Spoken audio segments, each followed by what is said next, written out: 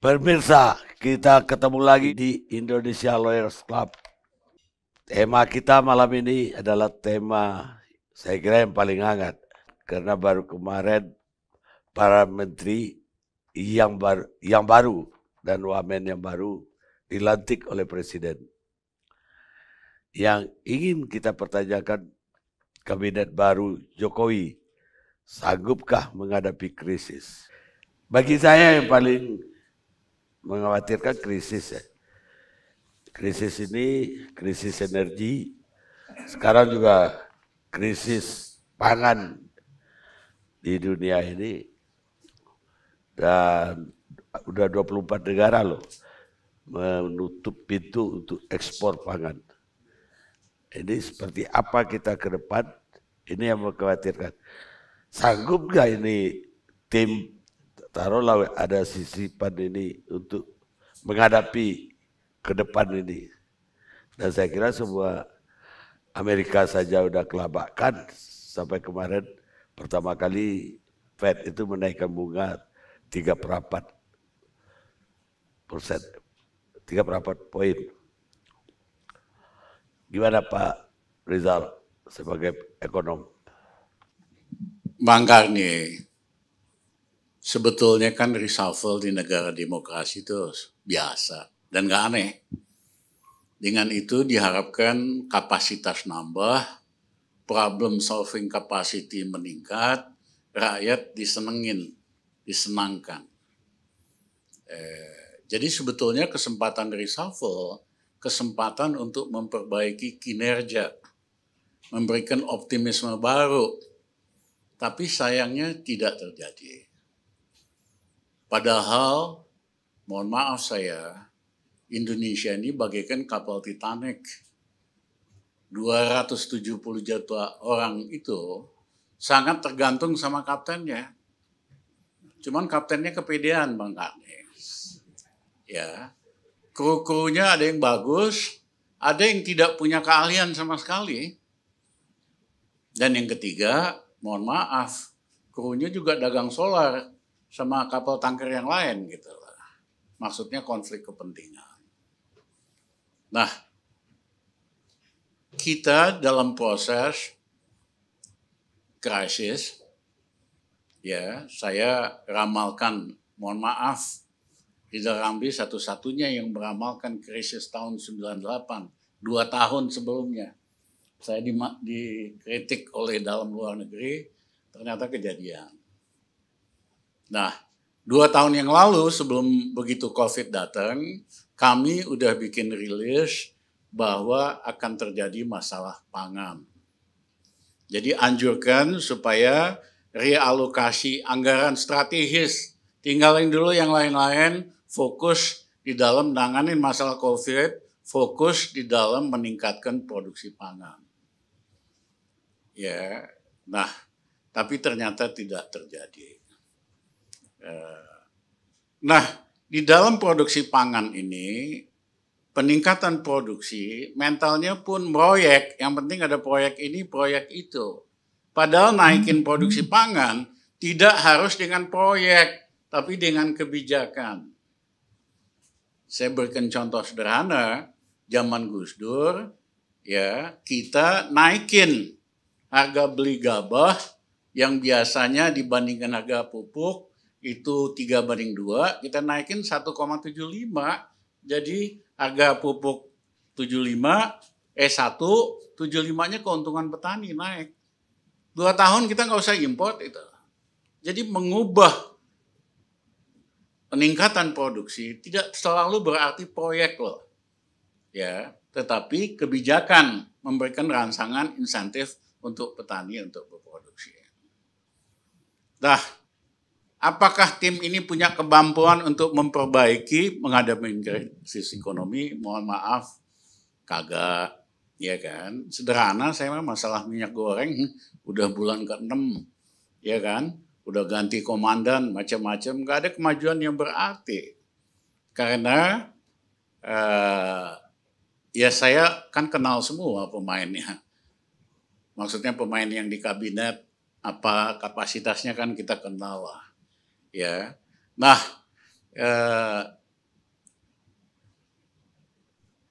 akan ada krisis pangan, akan ada krisis energi, itu produksi crude oil Indonesia biasanya 1,6-1,8 juta barrel per hari. Hari ini hanya 750 barrel. Dan nggak ada blueprint bagaimana caranya buat naikin produksi. Tidak ada ubah incentive structure atau apa gitu loh. Sehingga kita makin tergantung padahal harga oil lagi naik terus. Nah,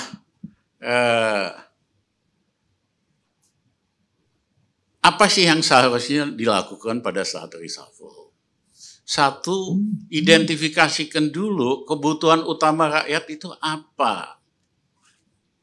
Dan penuhi itu. Kebutuhan rakyat yang utama kan sederhana tadi, pangan, energi, pekerjaan, ya kan, ada uang di kantongnya. Nah, kalau itu dipenuhi, seneng dengan reshuffle. Nah, ada 2 kali dalam sejarah Indonesia, Han. Itu waktu Bung Karno, ekonomi udah susah, protes-protes mulai ada. Bung Karno solusinya sederhana, ajak semua tokoh partai ormas masukin ke pemerintahan, namanya pemerintahan 100 menteri. Yang nggak bisa apa-apa, akhirnya nggak lama kemudian Bung Karno jatuh. Demikian juga Pak Harto, waktu krisis 98, dia reshuffle. Dengan harapan, ya kan, toh udah ada tokoh-tokoh ini, tetapi krisisnya sedemikian besarnya, reshuffle yang dilakukan Pak Harto nggak ada hasilnya, akhirnya Pak Harto berapa bulan kemudian jatuh. Nah, saya mohon maaf kalau lihat kondisi kayak gini, ya kan, ini sih bercanda nggak ada yang reshuffle kayak begini. Cuman buat nyenengin temennya Joe, ya, itu hitungan politik semua. Pertanyaannya, mampu nggak mereka memperbaiki kondisi hidup rakyat yang lagi susah ini? Unfortunately not. Karena nggak ada keberpihakan. Tidak amanah dan banyak konflik of interest. Ya, kayak kru kapal tanker Titanic sibuk dagang solar sama tanker lainnya. Nah, mungkin memang itu kali jalannya. Reshuffle ini tidak akan menghasilkan apa-apa, cuman akomodasi, nambah-nambah wamen yang sekarang aja kagak ada kerjanya. Iya kan? Kok nambah wamen lagi? Nah, mungkin yang dari partai politik seneng ada teman gua jadi wamen atau apa gitu. Tapi dari rakyat mah nggak penting itu. Mampu nggak kamu nurunin harga-harga kebutuhan pokok? Mampu nggak kamu menciptakan lapangan kerja? Mampu nggak kamu di kantong rakyat ada uang? Nah, ternyata tidak. Sehingga saya malah optimis dengan kondisi ini perubahan akan terjadi dalam waktu yang nggak lama lagi. Terima kasih. Itu berarti perubahan bukan lebih baik yang diyakinkan oleh Bung Rizal Ramli. Saya mau koreksi sedikit Bang Kardi. Justru pasca Pak Jokowi, Indonesia akan lebih baik. Sederhana, Islamophobia berbayar akan di stop oleh siapapun setelah itu. Kita biasa damai dulu, nggak ada masalah suku, nggak masalah agama, nggak masalah kulit, iya kan? Ini kan gara-gara ini aja nih, terus sponsorin Islamophobia buat rakyat mengalihkan isu dari isu yang konkret dalam hidup mereka. Nah, yang kedua, pemerintahan pasca Jokowi pasti lebih tegas soal KKN. Yang merusak Indonesia ini KKN, Pak. Ya, yang ketiga, pemerintahan pasca Jokowi dalam waktu 6 bulan bakal bisa nurunin harga minyak goreng, bakal bisa nurunin harga listrik ke posisi 2 tahun yang lalu. Ya. Dan rakyat tagihan listriknya akan berkurang 30-40%, di uangnya akan ada, di kantongnya akan ada uang. Dan yang ketiga, subsidi LPG akan ditingkatkan. Nah, kalau itu terjadi, kehidupan ekonomi rakyat akan lebih baik kok. Akan lebih happy, nggak diadu soal-soal agama tiap hari diadu. Nah, kita justru optimis bahwa pasca Jokowi Indonesia akan lebih baik. Terima kasih. Bukan tergantung siapa yang terpilih. Kenapa? Tergantung siapa yang terpilih. Kalau terpilih itu kan urusan pemilu. Kita nggak ngomongin pemilu kok. Terima kasih, Pak. Tapi bagaimana dengan ada rencana mengekspor beras ke Cina, sementara banyak negara menyetop ekspor? Itu kan mainan supaya kelihatan berprestasi. Ya, kalau kita lihat angkanya, Bang Karni, produksi beras, produk pertanian malah anjlok selama beberapa tahun terakhir. Kenapa? Sederhana, harga pupuk mahal banget. Ya, yang tidak disubsidi lebih mahal lagi. Yang kedua, rasio harga pembelian gabah dengan pupuk yang tidak disubsidi itu negatif kok. Artinya petani kalau dia nanam, dia bakal rugi. Sehingga yang terjadi di daerah-daerah, petani hanya nanam untuk dia makan. Dia nggak mau nanam untuk yang dia jual. Nah, yang ketiga, harga bibit juga lain-lain mahal, dan mohon maaf Menteri Pertanian memang nggak ngapa-ngapain kok. Ya mohon maaf nih teman dari Nasdem, ya padahal itu penting sekali. Nah menteri-menteri di luar pertanian pidato mau meningkatkan produksi dengan cara bikin proyek apalah pertanian di Medan atau di mana gitu loh. Lihat aja nggak ada hasilnya, cuma ngabisin duit budget aja. Karena meningkatkan produksi pertanian tidak harus dengan merojek dengan kebijakan harga. Terima kasih. Baik, Rizal. Kalau soal inflasi, memang daya beli kan rontok banget buat yang bawah. Itu mengerem kenaikan inflasi. Walaupun belakangan inflasi akan naik lagi karena harga food dan energi. Tapi jangan melihat, saya mohon maaf Mas Aceh, jangan hanya melihat soal subsidi. PLN itu satu, karena jor-joran proyek 35.000 megawatt. Dan itu akhirnya nambah kerugian PLN. Saya berapa tahun yang lalu udah ngomong, ya kan? Indonesia cukup 18 megawatt, nggak usah 35. Tapi ada pejabat yang terus jor-joran, sekarang kebanyakan kapasitasnya, tapi tetap harus bayar produsen listriknya. Itu salah satu sumber kerugian PLN. Yang kedua, dulu ada aturan khusus untuk PLN, harga batu baranya ditetapkan $70 per ton. Belakangan karena pengaruh oligarki itu nggak berlaku. Ya, ngikutin perkembangan kecenderungan harga internasional batu bara yang hari ini $200. Jadi kalau mau pemerintah belain rakyat dong, jangan belain oligarki. Wong batu bara milik sumber daya alam, milik rakyat Indonesia. Ya kan? Ya, tetapkan kembali. Beli batu baranya PLN cukup $70, maka kerugian PLN nggak akan besar. Nggak perlu disubsidi, nggak perlu kenaikan harga terlalu tinggi. Saya bisa nambahin sedikit Pak, jawab Henry.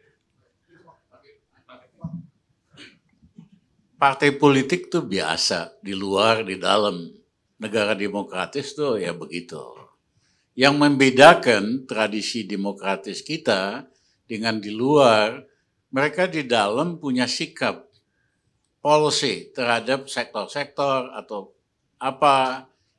Mereka di luar juga tetap sama.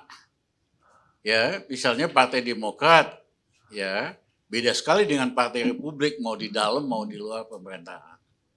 Atau Partai Buruh di Inggris dengan Partai Konservatif. Di dalam pemerintahan Partai Buruh selalu bela golongan menengah bawah. Buruh memanfaatkan negara untuk nolong. Kalau partai konservatif sebaliknya.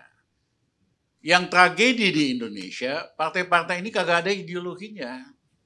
Ya, kalau masuk ya bela yang kuasa, kalau di luar kritik, tapi nggak ada ideologi yang konsisten.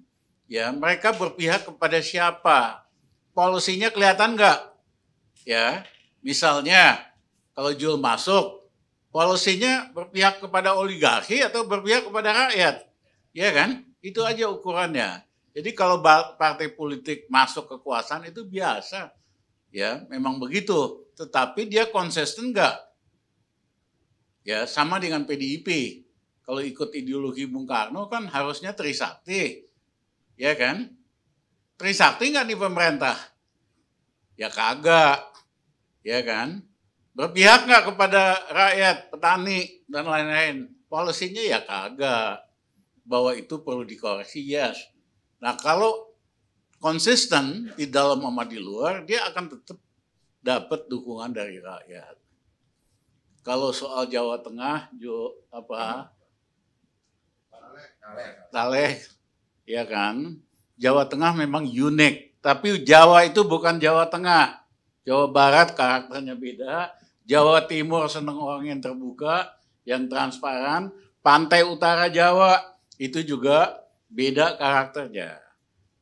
Solo dan sekitarnya memang beda. Ya, saya ingat dulu Buya suka datang, ya cerita sama saya, Rizal kamu harus lebih Jawa nih. Saya bilang saya nggak mau dan saya nggak bisa, palsu kalau Rizal Ramli Jawa nih. Jadi, tapi saya bilang sama Buya, Jawa itu bukan hanya Solo, Jawa itu Jawa Timur, pantai utara Jawa, nyaman kita dengan kultur itu. Jawa Barat, saya dari kecil di Jawa Barat, biasanya Rio Sunda. Jadi jangan interpretasikan budaya Solo sebagai budaya Jawa. Terima kasih. Baik, baik. Baik, setelah. Apa sih bahan kampanye yang paling bagus? Seandainya seorang menteri, boleh dong pengen jadi presiden. Bahan kampanye yang paling besar, kalau bisa sukses menyelesaikan masalah. Ini ada Menko Ekonomi, sibuk kampanye kiri kanan. Menyelesaikan masalah ekonomi, mohon maaf kagak bisa. Tapi kalau Erlangga selesaikan ini banyak hal, wah otomatis dipilih dia jadi presiden, ya kan? Jadi sebetulnya kesempatan jadi menteri, kesempatan untuk mempromosikan diri sebagai bonus dari kemampuan untuk menyelesaikan masalah. Ya, tapi kalau menggunakan fasilitas negara untuk kampanye, ya itu nggak lucu gitu loh. Prestasi aja, pasti yang berprestasi yang akan dipilih oleh rakyat. Itu aja saya mau nambahkan, Mas Hinton. Atau menggantikan. Apanya? Menggantikan yang akan diucapkan oleh Mas Hinton. Ya memang Mas Hinton jawabnya tadi makin lama makin jadi diplomat nih Mas Hinton. Tahun 97 Bank Dunia mengatakan Indonesia nggak bakal kena krisis karena Indonesia adalah Asian miracle. Yang kedua, IMF juga meramalkan Indonesia nggak bakal kena krisis, jauh lebih kuat kondisinya dari negara-negara seperti di sekitar kawasan. Apa yang terjadi? Indonesia krisis yang terparah di Asia. Anjlok dari 6% ke minus 12,9%. Dan saya kira ramalan Bank Dunia, kalau normal ramalannya bagus IMF. Turun normal. Tapi begitu ada structural change, Bank Dunia, IMF, mohon maaf, banyak salahnya. Nah, misalnya gara-gara komoditi naik, tahun lalu segala mulai naik positif, current account kita positif, segala macam ekspor naik. Tapi awal kuartal ini udah mulai anjlok lagi gitu loh. Kalau inflasi, again, karena memang daya beli kepukul, nggak ada uang di rakyat.